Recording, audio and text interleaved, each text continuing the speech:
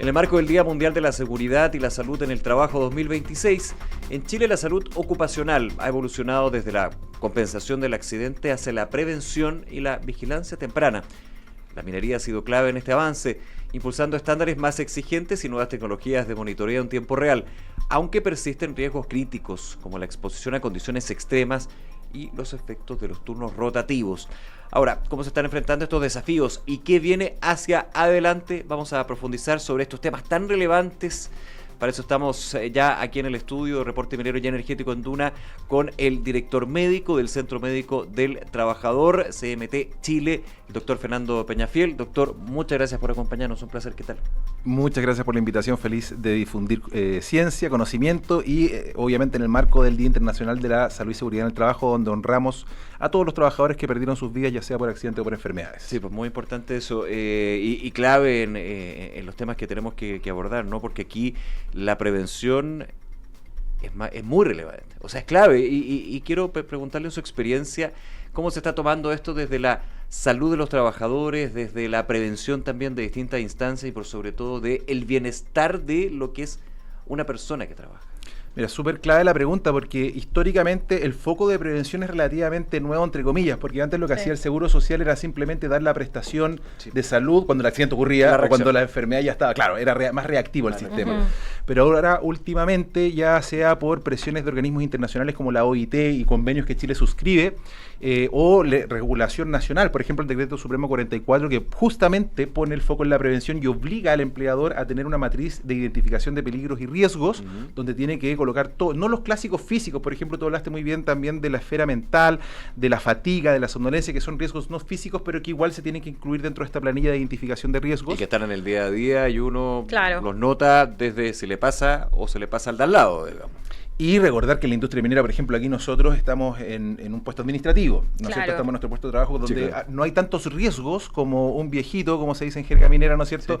Que está expuesto a la hipobaria porque está sobre los 3.000 metros, está expuesto a sílice, está expuesto a ruido, está expuesto a muchos riesgos psicosociales producto del aislamiento psicosocial que tiene el sistema de turno. Entonces, es súper desafiante desde la salud ocupacional abordar a la población minera, que además es un eje de la economía nacional enorme. O sea, el 2024 aportó, fue 11,9 del PIB nacional solamente liderado por servicios, y el 2025 el 13,1. Entonces es una actividad sumamente relevante, y si hablamos de sostenibilidad, lo mínimo es proteger la salud de los trabajadores. Avanzando un poquito en tu pregunta de cómo estamos ahora haciendo la vigilancia más predictiva, por ejemplo, nosotros en el Centro Médico del Trabajador, por ejemplo, trabajamos con una empresa que nos pidió hacer un dashboard de visualización del trabajador. Entonces tú vas viendo como el trabajador que, si tú tienes un IMC más de 35, no puedes subir al cerro. Entonces este trabajador, por ejemplo, con 33 queda aprobado, va a trabajar, pero esta visualización de dashboard permite hacer un seguimiento en el tiempo de este trabajador. Oye, el de 33, el año siguiente subió a 34, bandera amarilla, intervención. Entonces la idea es intervenir antes de que ocurra, por ejemplo, un infarto agudo al miocardio. Doctor, perdón, y eso es interesante porque usted habla de predictivo, de predecir. O sea, ya es un paso antes de la prevención, podríamos decir. Es proyectar situaciones de riesgo donde efectivamente los trabajadores y las trabajadoras pueden estar en esa especialmente considerando que trabajadores y trabajadoras manejan maquinaria, manejan equipos que son de gran tonelaje y peligrosos.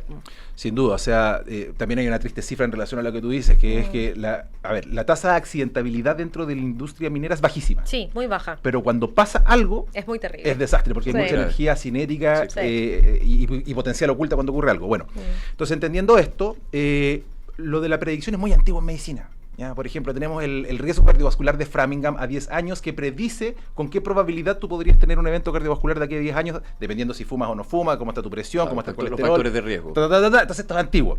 Ahora, aterrizando un poquito más a la realidad de la predicción, está muy en boga el tema de que hay que usar con responsabilidad, con consentimientos informados adecuados, ¿no es cierto?, para proteger también esta información que es sensible, se tiene que manejar igual como un dato clínico. Claro. Dato personal. Dato personal, exacto. El tema, por ejemplo, colocar cámaras dentro de los camiones de extracción que puedan predecir movimientos oculares que orienten a que el trabajador está entrando en una fase de sopor, por ejemplo, y prevenir, ¿no es cierto?, el eventual accidente que podría tener por un pestañazo. Entonces, eso sí se puede hacer, pero tiene que tener toda la base que permita asegurar que esa información va a quedar en el mismo contexto de una ficha clínica, que es información sensible, básicamente. Pero, a ver, otro ejemplo de modelos predictivos o preventivos, por ejemplo, en la gestión de ruido, por ejemplo. Es distinto si yo estoy expuesto a 90 decibeles que otro que está expuesto a 80. Entonces también influye la medición ambiental y dependiendo del nivel de riesgo yo voy a hacer audiometrías para ver cómo está esa audición del trabajador. Pero hay que conjugar varias cosas para poder avanzar en la prevención de estos riesgos específicos. Conversamos en Reporte Minero y Energético con el doctor Fernando Peñafiel, director médico de CMT Chile, Centro Médico del Trabajador. Bueno, se ve que la minería ha hecho grandes esfuerzos para poder tener las tasas de accidentabilidad que hoy día vemos. O sea, después del accidente de los 33 fue una lección aprendida para todo el sector y hemos visto cambios importantes. ¿Crees que alguno de estos estándares o qué aprendizajes podrían tomar otros sectores industriales que podrían adoptar de lo que está haciendo la minería? Porque es un volumen de gente importante y la tasa de accidentes tenemos muy bajo. Sí, mira, yo creo que históricamente, no solamente en Chile, en el planeta, la industria minera ha sido referente en relación a cómo gestionar la salud y seguridad del trabajo. Ya, eso es un clásico. ¿Y por qué? Porque, bueno, invierten. Si finalmente esto también es invertir, no es un gasto, eso es importante diferenciarlo, porque aumenta productividad, disminuye ausentismo, tiene hartos como parámetros que esto está objetivado en la literatura. Pero una inversión desde el punto de vista frío, solamente frío, porque la principal inversión es el bienestar de tus trabajadores, de tus colaboradores en este caso, pero desde lo frío es la posibilidad de no paralizar, por ejemplo, un yacimiento. Claro. O sea, tú tienes un fatal, investigación. y te cierran la mina, cierran la mina hasta que termina la investigación. Entonces también hay un costo ahí asociado. Entonces, claro, característicamente esta industria ha sido referente y ha sido líder en gestionar estos riesgos. Es donde más invierte, es donde tú vas a encontrar más tecnología. Y también por la cantidad de riesgos que están expuestos a estos trabajadores es distinto. Entonces es súper desafiante desde el punto de vista de la medicina laboral poder abordar todo esto. Pero, por ejemplo, no sé, el solo hecho de que a un mandante minero le exijan insuflar oxígeno en un campamento sobre los 3.000 metros es una inversión no menor, pero es lo mínimo que la ley te obliga a hacer como empleador si tú quieres como empleador tener un campamento sobre los 3.000 metros. Claro. Una solución es, oye, lo tengo 2009 y no tengo que insuflar oxígeno, que puede ser una alternativa, pero esto finalmente lo que nos dice es que mucho riesgo, es necesaria la inversión y, como tú bien dijiste, finalmente acá la idea de invertir es mantener una continuidad operacional, ¿no es cierto?, y que sea sostenible en el tiempo. Porque si yo no me preocupo de la salud de los trabajadores, voy a tener que estar como en el pasado preocupándome de ser reactivo y estar financiando grados de incapacidad, por ejemplo, de alguien que perdió una mano, o suicidios laborales, que está súper en boga ahora también el tema de la salud mental, pero sin duda es una industria referente de la cual otras industrias tienen que hacer caso. Ahora, el problema es que no todas tienen el presupuesto de una gran minería. Claro. Entonces, en construcción, por ejemplo, que hay riesgo de altura física, también hay sílice, hay ruido, hay varios en común, quizás altura geográfica no tanto, no está el presupuesto que sí tiene una gran minera. O también avanzamos a otra parte, industria minera informal, por ejemplo, que ni siquiera tiene cobertura con el seguro social. Los pirquineros, por ejemplo, que también diste el ejemplo de la mina San José, que se salvaron de ese derrumbe, pero Mario murió de silicosis años después. Entonces, es súper difícil de abordar, por ejemplo, el tema de la informalidad. En gran minería hay mucha inversión y son referentes a nivel global, manejan equipos de extracción de manera telemática, automatizados, eliminan el riesgo. Recordar que lo ideal acá no es el elemento de protección personal, lo ideal es eliminar el riesgo. Eliminar el riesgo. Y eso siempre, o sustituirlo después media ingeniería, la administrativa.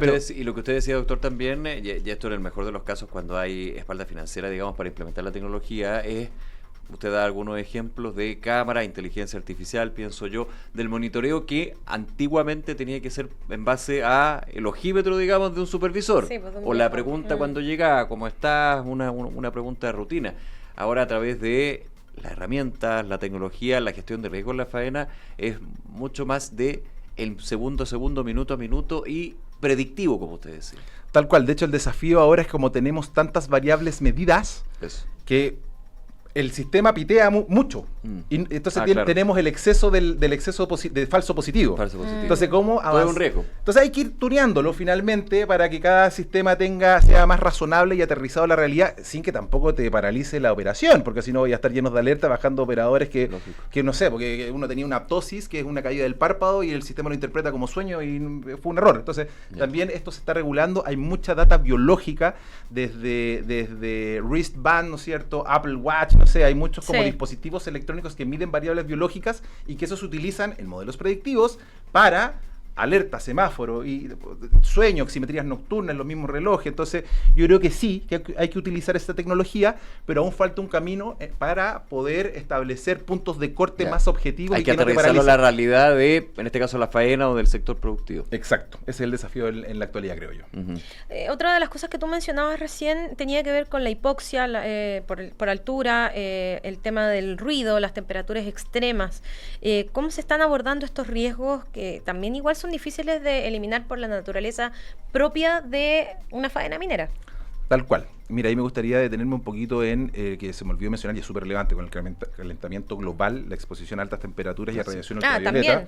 Y esto lleva de la mano también con riesgos de zoonosis, ya que zoonosis, recordemos, son infecciones por insectos.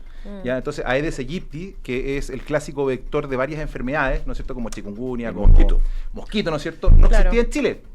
Y ahora, como los trópicos descienden, ya hay alerta sanitaria en el norte de Chile que no es que como que llegue en el avión, dure 3 días y se muere, sino que está volviéndose endémico. O sea, se está llegando para quedarse. El año pasado fui a Argentina y habían alertas, educan a la población, no deje charcos de agua porque son caldo de cultivo para que este mosquito crezca. Entonces, lo mismo está pasando acá en Chile. Entonces, el calentamiento global es potente, está llegando. Sobre radiación ultravioleta hubo hace 2 años una normativa que define al trabajador expuesto, que trabaja desde septiembre hasta marzo, entre las 10 de la mañana y 3 de la tarde, o que está expuesto más de 3 horas a una radiación ultravioleta mayor a 15, me parece, tendría que revisar ese dato, pero son esas 2 formas de entrar como población expuesta y te obliga como empleador a capacitar, informar, entregar EPP, que son lo que mal llamados bloqueadores, son pantallas solares porque no bloquean el sol, mitigan un poco, pero por eso se incentiva, claro, el uso de la palabra bloqueador se desincentiva, ojalá hacer pausas, dar sombras artificiales, naturales, rotaciones para que no estén expuestos tantas horas. Entonces todo esto ya está normado en relación a la radiación ultravioleta. Y volviendo a tu pregunta en relación a riesgos que no se pueden eliminar, es verdad, pero sí se puede todo mitigar. Entonces, si no se puede eliminar, seguimos con la pirámide de control de riesgo, vamos a la sustitución.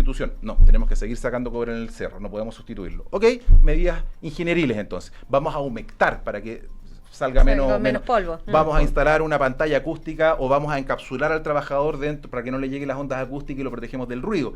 Y así tú vas bajando. Después medidas administrativas. Vamos a ir rotando para que estén solamente 3 horas en este lugar que medimos que hay mucho ruido. Por ejemplo, no puede estar nadie más aquí más de 3 horas.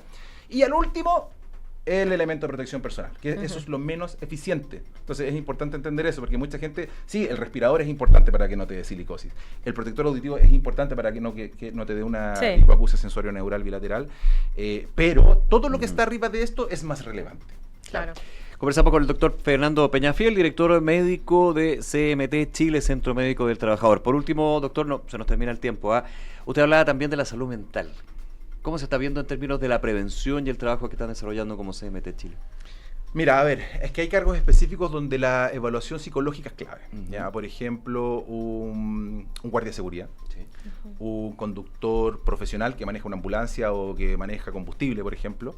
Entonces, básicamente los conductores, los guardias de seguridad tienen unas evaluaciones que son psicosensométricas, que uno mide como la reacción, pero también hay una entrevista laboral, donde en esa entrevista laboral se hacen test, como por ejemplo de aversión al riesgo, y otros más, ¿no es cierto?, donde finalmente se busca cómo está la capacidad de la persona para enfrentarse a situaciones estresantes. ¿Ya? Eso por un lado. Ya, ahora, si nos vamos a todas las industrias y toda la masa de trabajo, también hay regulación. Antes se ocupaba ISTAS 21, pero ahora Suceso cambió esa herramienta que más que medir o hacer un diagnóstico individual, lo que busca es evaluar a la organización y ver cómo están las 18 dimensiones que mide. Mide liderazgo, compañerismo, acoso, conflicto, trabajo, familia. Bueno, y son 11 dimensiones donde formulita, suma y te clasifica como alto, medio o bajo. Perfecto. Después de eso, si tú estás medio o alto, tienes que junto con el comité paritario hacer un plan de acción responsable, fecha, y después medir de nuevo con esta herramienta. Entonces, Chile, dentro de la TAM, ha sido líder en legislar respecto a esta herramienta que busca riesgos psicosociales en las empresas y obliga al empleador también a hacer algo al respecto. La última cifra, que fue la del año pasado, arrojó que un 20% de las empresas evaluadas, con bajo alcance en la encuesta, solamente un 70% de la masa trabajadora, tuvo un resultado medio o alto, que es no óptimo. 20%. Entonces esas empresas tienen que hacer algo para poder mejorar las dimensiones donde probablemente fueron mal evaluadas según esta herramienta.